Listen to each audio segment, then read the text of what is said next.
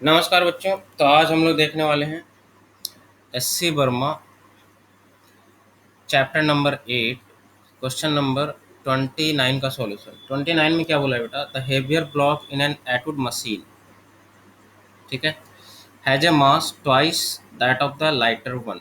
ठीक है, तो एक एटुड मशीन बना लेता हूँ मैं। ठीक है, ये इस तरह का एक एटुड मशीन हो गया है ना। यहाँ पे क्या बोला है कि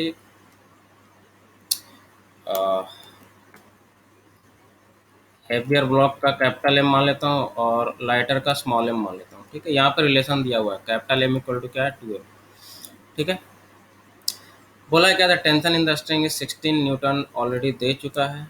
तो आपसे पूछा है क्या, find the decrease in gravitational potential energy during the first second after the system is release from rest. तो सिस्टम को रिलीज किया गया रेस्ट से, तो during first second decrease in potential energy क्या होगा सिस्टम का, है ना। तो यहाँ पे सिस्टम का मतलब ये दोनों का कंबाइन लिया। अगर सिस्टम को छोड़ाएंगे रेस्ट से तो क्या होगा, सोचिए। यहाँ पे मान लीजिए कि दोनों का लोकेशन कहीं भी हो, या तो सेम लेवल पे हो या नहीं हो। अगर मैं इसे छोड़ूंगा तो मान लो ये, अगर ये एच हाइट ऊपर जाता है तो जितना से वो ऊपर जाएगा उतना ही से ये नीचे आएगा। या हम लोग ऐसे बोल सकते हैं कि अगर ये ऊपर गया इसका मतलब इसकी पोटेंशियल एनर्जी इंक्रीज करी, है ना। क्योंकि इनिशियली ये कहीं ना कहीं पे था, तो इनिशियल पोटेंशियल एनर्जी तो कुछ ना कुछ होगा दोनों का। ठीक है, तो इसका जो भी इनिशियल पोटेंशियल एनर्जी हो, फाइनली ये कुछ ऊपर पोजीशन चेंज किया तो इसकी पोटेंशियल एनर्जी चेंज की, मतलब इसका पोटेंशियल एनर्जी क्या हुआ, इंक्रीज किया। अच्छा, अब ये क्या कर रहा है, एच हाइट से नीचे आ रहा है, इसका मतलब इसकी पोटेंशियल एनर्जी क्या की, एम जी एच से क्या हुआ, डिक्रीज हुआ इसकी पोटेंशियल एनर्जी। इसकी पोटेंशियल एनर्जी क्या हुई, इंक्रीज हुई।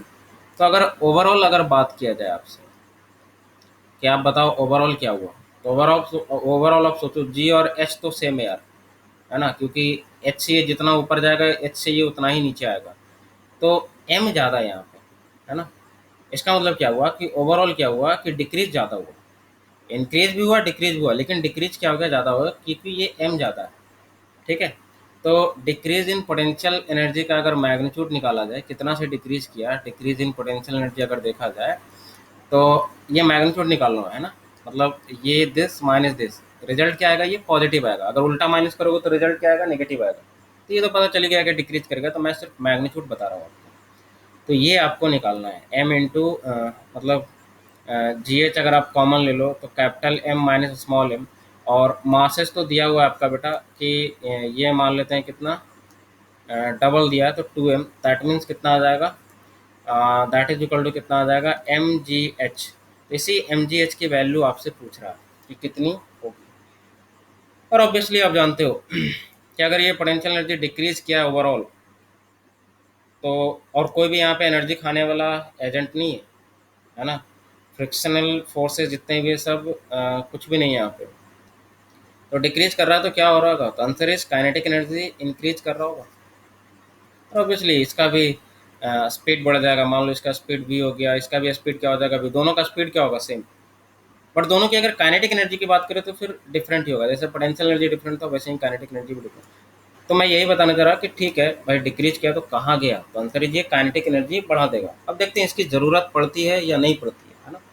ज़रूरत पड़े तो यूज करेंगे, अदरवाइज ऐसे बस ये सिंपल नॉलेज के लिए यहाँ पे हम लोग डिस्कशन कर रहे थे कि क्या होगा इसका। अब और क्या इन्फॉर्मेशन दिया है हमको, एम जी एच निकालना है। एक इन्फॉर्मेशन दे दिया है टी की, है ना, और एक टाइम वगैरह दे दिया है एंड इनिशियल स्पीड दे दिया है। तो यहाँ पे मैं क्या कर रहा हूँ, फ्री बॉडी डायग्राम बनाकर कोशिश करता हूँ कुछ निकालने की। छोटा वाला जो ब्लॉक है, बड़े वाले से भी कर सकते हैं ना, क्योंकि बड़े वाले का भी 2m लिख कर आप कर सकते हो, है ना। तो किसी से भी करो, कोई फ़र्क नहीं पड़ने वाला। ठीक है, यहाँ पे एक तो नीचे की तरफ एम लग रहा होगा, और इनिशियली ये रेस्ट से चलना स्टार्ट किया and t equal to 1 second पे ये कितना हाइट अटेंड कर लिया बेटा, तो एच हाइट अटेंड कर लिया। ठीक है, तो अब यहाँ से हम लोग क्या क्या निकाल सकते हैं, क्या क्या इन्फॉर्मेशन यहाँ से निकाल सकते हैं। मुझे तो अल्टीमेटली किसका प्रोडक्ट चाहिए, एम जी एच में एम और एच का प्रोडक्ट का वैल्यू चाहिए कि कितना होगा। तो यहाँ पे सबसे पहले तो मैं कोशिश करता हूँ क्या, एक्सेलरेशन, इसका इक्वेशन पहले लिखने की कोशिश करता हूँ। एन एल एम का इक्वेशन लिखने की कोशिश करता हूँ इसका। तो देखो ये ऊपर की तरफ क्या कर रहा होगा, एक्सेलरेट कर रहा होगा ऑब्वियसली, है ना, क्योंकि ये स्मॉलर ब्लॉक है ना। जब भी छोड़ेंगे तो रेस्ट से स्टार्ट किया तो ये ऊपर की तरफ एक्सेलरेट करने की कोशिश करेगा। तो यहाँ से हम लोग क्या लिख सकते हैं, अ, अगर एक्सेलरेशन लिखना चाहें तो क्या लिखेंगे बेटा, 16 minus M g net force divided by क्या लिखेंगे, टोटल मास एम। तो एक तो ये आ गया। और एक्सेलरेशन हम लोग कैसे निकाल सकते हैं, काइनामेटिक्स यूज करके। काइनामेटिक्स में क्या क्या आपका दिया है, यू जीरो दिया है, टाइम दिया है, और एक ए और एच, ये तीनों का रिलेशन बताओ आप। तो एस इक्वल टू क्या लगा सकते हो, U T plus half A T square भी आप लगा सकते हो, क्योंकि ये सारा दिया हुआ है ना। और यहाँ से एच का भी रिलेशन आ जाएगा, क्योंकि मुझे एच का भी रिलेशन पता करना था। और इंटू ए की वैल्यू रख लो यहाँ पे 16 minus M G by M, ठीक है। एंड इंटू टाइम की वैल्यू दिया है 1 का स्क्वायर तो 1, ठीक है। तो इसको मैं क्या कर लेता हूँ, इधर ले आता हूँ। तो ये आ जाएगा कितना, एम एच इक्वल टू कितना आ जाएगा, 16 माइनस एम जी बाई 2, ठीक है। तो अब एम एच की वैल्यू तो आ गया इतना, 8 माइनस मतलब इतना ही रहने देता हूँ, ठीक है। एम एच की वैल्यू कितनी आ गई, इतनी। बट मुझे कितना चाहिए, एम जी एच की वैल्यू। अब ये फिर से एक और एम जो है अननोन है। तो इसको आप एक और तरीके से निकाल सकते हो कि एक तो आप कैपिटल एम वाले मास का भी यूज करके निकाल सकते हो, क्योंकि ये इधर से तो आ नहीं रहा कुछ, है ना। तो ये हो गया 2m, और ये हो गया कितना यार, ये हो गया 16, एंड नीचे की तरफ कितना हो जाएगा, 2mg, ठीक है। यहाँ पर भी अगर बिगर ब्लॉक की बात करें तो t इक्वल टू 1 सेकेंड पे ये सेम डिस्टेंस ट्रैवल करेगा। तो यहाँ पे बेटा अगर मैं बात करूँ एक्सेलरेशन की, तो क्या आएगा एक्सेलरेशन यहाँ पे, तो एक्सेलरेशन आ जाएगा यहाँ पे कितना, 2mg माइनस 16। देखो नेट फोर्स कितना होगा, 2mg माइनस 16, क्योंकि ये बिगर ब्लॉक जो है वो नीचे की तरफ एक्सेलरेट करेगा, divided by total mass is what, 2m। तो ये देखो, अब ये जो एक्सेलरेशन आया बिगर वाले का, जितना नीचे की तरफ आया, स्मॉलर वाले का उतना ही ऊपर की तरफ होगा। तो दोनों का जो मैग्नीट्यूड होगा, दोनों क्या होना चाहिए, सेम। तो इससे एम की वैल्यू आ जाएगी, और एम की वैल्यू आ जाएगी तो एम एच की वैल्यू आ जाएगी। तो इससे निकल जाएगा। तो इसको मैं इक्वल कर रहा हूँ किसके, 16 minus M G by M के। तो इसको मैं इक्वल कर रहा हूँ किसके, 16 minus M G by M के। एम से एम कैंसिल आउट हो गया, तो ये आ गया यार 2mg माइनस 16 इक्वल टू, इधर आ गया 32, है ना, माइनस 2mg, और ये उधर हो जाएगा 4mg इक्वल टू 48, ठीक है। तो m की वैल्यू आ जाएगा बेटा 48 बाई 4g, और इसको हम लोग लिख सकते हैं कितना, और डायरेक्ट एम जी निकाल लेता हूँ ना। एम जी कितना आ जाएगा, this imply M G equal to कितना आ जाएगा, 12, ठीक है। 12 चौक 48। तो एम जी की वैल्यू यहाँ पे मैं रख लेता हूँ, है ना, 12 रख लेता हूँ। तो ये आ जाएगा 16 minus 12 divided by 2, and that is equal to कितना आ जाएगा, 16 माइनस 12 का मतलब 4/2। तो ये आ जाएगा 2। तो एम एच की वैल्यू आ गई कितनी, 2। तो मुझे तो एम जी एच की वैल्यू निकालनी थी। तो एम जी एच की वैल्यू कितनी आ जाएगी, तो यहाँ पे आ जाता हूँ मैं। मुझे निकालनी थी एम जी एच की वैल्यू, एम एच की वैल्यू आ गई 2 इंटू एस की वैल्यू ले लेता हूँ कितना, 9.8 या 10 ही ले लो अप्रॉक्सीमेटली, मैं कितना ले रहा हूँ 20 एंड जूल।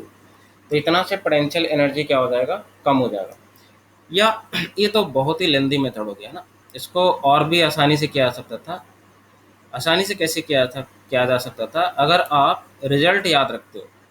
रिजल्ट क्या याद रखना है सर मुझे, क्योंकि आपको पता है ये जो सिंपल वाला जो मशीन था, तो इसमें आपको रिजल्ट क्या याद रखना था बेटा, वो मैं बता रहा हूँ कि टेंशन की वैल्यू जो है वो डायरेक्टली आपको याद है, 2m1m2 divided by m1 plus m2 into g. अगर आप ये रिजल्ट डायरेक्टली याद रखते हो तो देखो कितना आसान हो जाता है क्वेश्चन। यहाँ पे t की वैल्यू दिया हुआ था 16, that is equal to 2 into m1 की जगह m, m2 की जगह 2m, एक m है और एक 2m है, और नीचे m और 2m करोगे तो ये आ जाएगा 3m, एंड इंटू क्या आ जाएगा जी, एक एम से एक एम गया, और ये 2 दूना 4 चौक 16 हो गया, ठीक है। तो देखो एम जी की वैल्यू डायरेक्ट यहाँ से क्या लिख सकते हो आप, 12 लिख सकते हो। तो एक तो ये जो उतना कैलकुलेशन किए थे वहाँ पे हम लोग, है ना, एक तो डायरेक्ट यहाँ से भी रिड्यूस कर सकते हो कैलकुलेशन। तो करने के बहुत सारे तरीके हो सकते हैं। तो पहले यहाँ पे चेक कर लेता हूँ आंसर इसका कितना आ रहा है। ये था क्वेश्चन नंबर 29, 29 का 19.6, मतलब आपको 9.8 लेकर ही करना है ना, तो 19.6 आ जाएगा। क्या इस क्वेश्चन को और भी तरीके से कर सकते हैं? तो अल्टीमेटली तो हालांकि सिंप्लीफिकेशन तो यही है, अब मेनली वही था कि या तो एम एच की वैल्यू निकाल लो, है ना, एम एच की वैल्यू निकाल लो, मतलब एम और एच की वैल्यू निकाल लो। तो एक तो शॉर्टकट में अगर आप बनाना चाहो तो एक तो टेंशन वाला फार्मूला लगा के एम की वैल्यू निकाल लो, बट फिर भी अभी एच की वैल्यू निकालना बाकी है, तो काइनेमेटिक्स तो फिर यूज करना ही पड़ेगा एच की वैल्यू निकालने के लिए, है ना। तो किसी एक को ले लो, फिर काइनेमेटिक्स यूज कर लो, तो फिर बहुत ही आसानी से बन सकता है। तो ये था क्वेश्चन नंबर 29 का सॉल्यूशन। तो नेक्स्ट हम लोग मिलेंगे क्वेश्चन नंबर 30 के साथ।